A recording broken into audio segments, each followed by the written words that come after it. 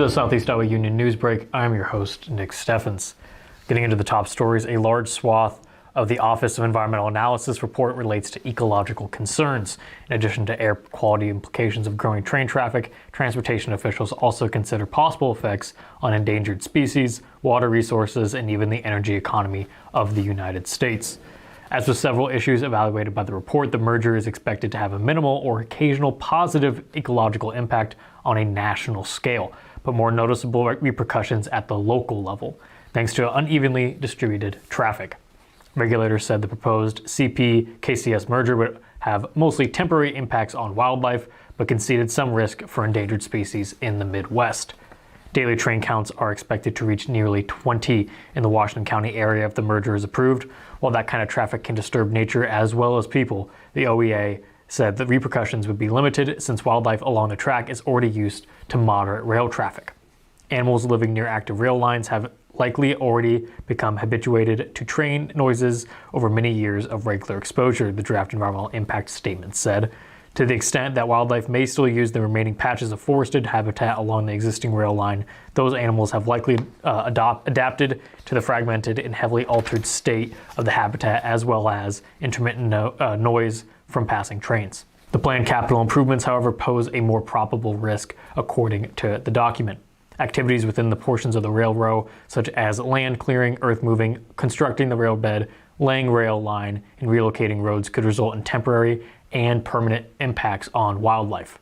Affected railway communities in Iowa are a habitat area for one endangered species, the Indiana bat, as well as threatened species that are currently a candidate for endangered classification, the northern long-eared bat. According to the draft assessment, the railroad's planned capital improvements in the state could affect up to 27 acres of habitat for those species in the event of a merger. Overall, the OEA concluded that the railroad projects may affect, but are not likely to adversely affect, the threatened bat species, but cautioned that its findings were tentative. For endangered species, the OEA said railroad projects would likely disrupt plant communities up to 8.7 acres of them for the siting near Washington. Land distributing activities would occur within portions of the row for the capital improvements, such as clearing vegetation for staging areas and other temporary facilities, the assessment said. Although OEA expects vegetation to recover in the temporarily disturbed areas, clearing woody shrub and forest vegetation would permanently alter the vegetative cover class. The railroad has proposed a number of their own mitigation measures to offset possible impacts. For one, the applicants offered to not conduct tree removal during the bat's active season and limiting tree removal to only the most necessary locations. Other pitch practices include directing lighting away from the habitats, limiting ground disturbances, and thoroughly checking the bats for bats at construction. Other than endangered species, the effects of a merger on county scale ecological issues border on trivial, according to the draft impact assessment. For greenhouse gases, the draft statement said a merger would likely help reduce emissions nationwide as freight is diverted from road vehicles and other train lines, making more frequent stops. Because rail transportation is more efficient than trucks, decreased truck emissions from truck to rail diversions would more than offset increased locomotive emissions from truck to rail diversions. Nationwide, regulators said the single line option established by merger would result in a net reduction of 7.97 million gallons of fuel per year, mostly by out-competing truck transportation. Looking to politics, U.S. Senator Joni Ernst met with Rotarians at the Washington YMCA Thursday afternoon. During the hour-long lunch and discussion, the Congresswoman covered a handful of issues, including student debt, the Inflation Reduction Act, Trump, and immigration. Ernst said inflation was a concern she heard a lot about, criticizing the recently passed Inflation Reduction Act of 2022. If you look at the average nationwide, folks are spending about $800 more every month on the same goods they purchased a year ago, she said. We saw the Inflation Reduction Act that passed before we left D.C. I did not support it. The Congressional Budget Office says it will have very minimal impact on inflation, and when it does hopefully ever bring inflation down, it's still many years out. The senator also brought up student loans in her overview of issues. She said loan forgiveness devalued the service of veterans. They paid the federal government through their service, she said. They want to forgive student loans, and my thought is, okay, we're having a hard time meeting our recruitment numbers. We're about 40,000 short in the U.S. They want their student loans forgiven. Let's give them a new GI Bill. Let's get them into service. I'm being a little bit facetious, but you can see we have those that find ways to get to college and pay for it.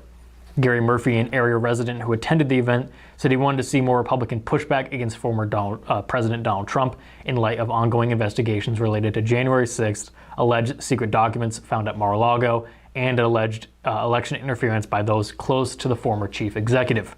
All the things that he did, I feel nobody pays attention to, Murphy said. I don't consider that a good role model, and yet I still feel that many of you in your particular party and otherwise still protect him. I feel that's unfair, not just to us, but to young people growing up in the future. Ernst, a Republican, declined to criticize Trump himself, but said civilities seem to be getting worse across the political spectrum. I don't really care who that example is. We all should live a certain example, and if you're not living up to that, shame on you, she said. I know that the office of the president is one thing and a public citizen is another, but when you're behaving badly, you're behaving badly. So why don't we all just take a step back and treat each other better? Immigration proved another point of contention at the meeting. The Republican senator and many in her party could no longer compromise on the topic, calling for increased border security as a prerequisite. Basically, the well has been poisoned, Ernst said.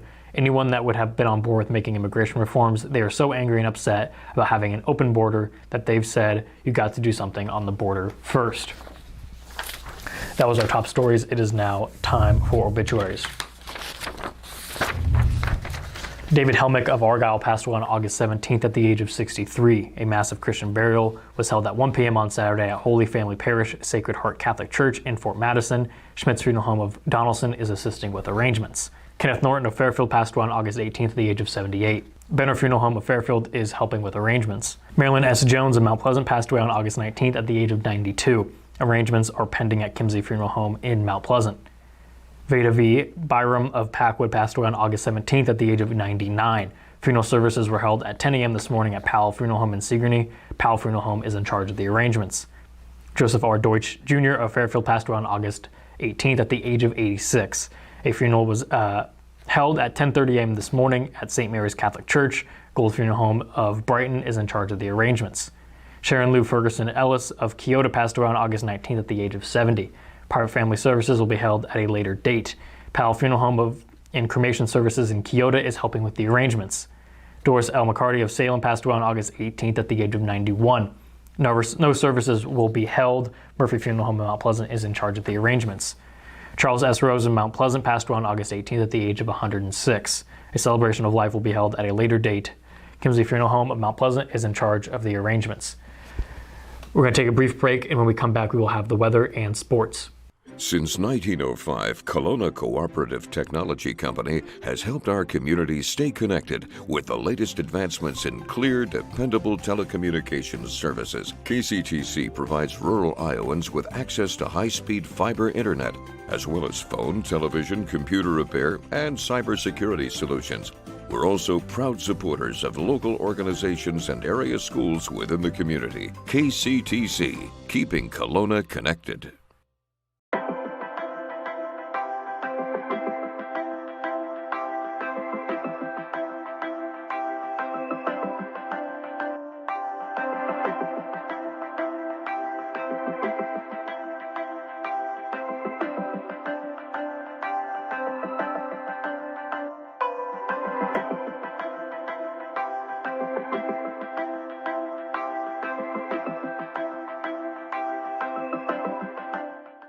Welcome back to the Southeast Iowa Union News Break. I am your host, Nick Steffens. We have sports coming up, but first, the weather.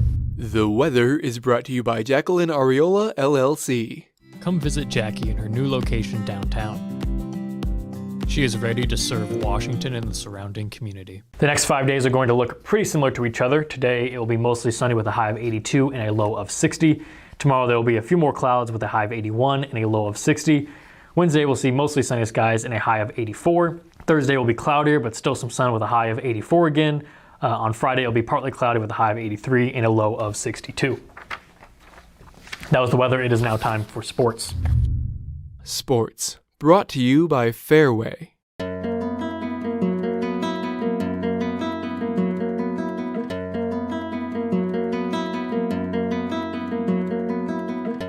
The fourth-ranked Waco football team picked up right where the 2021 squad left off on Saturday at the 8-man football showcase.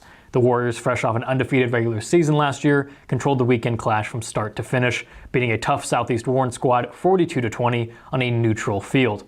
Isaac Oswald finished 8 for 9 for 189 yards, 3 touchdowns, and just 1 interception. Simeon Rickenbach went for 130 total yards and 4 scores. Mason Miller caught 2 balls for 56 yards and a touchdown to lead the receivers. Stephen Schuck caught 2 balls for 43 yards and a score.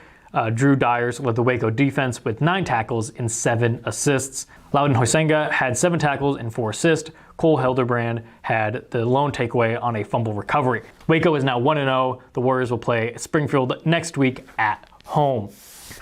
That was the top stories for Southeast Iowa today. I've been your host, Nick Steffens. This is the Southeast Iowa Union Newsbreak, and I will see you next time.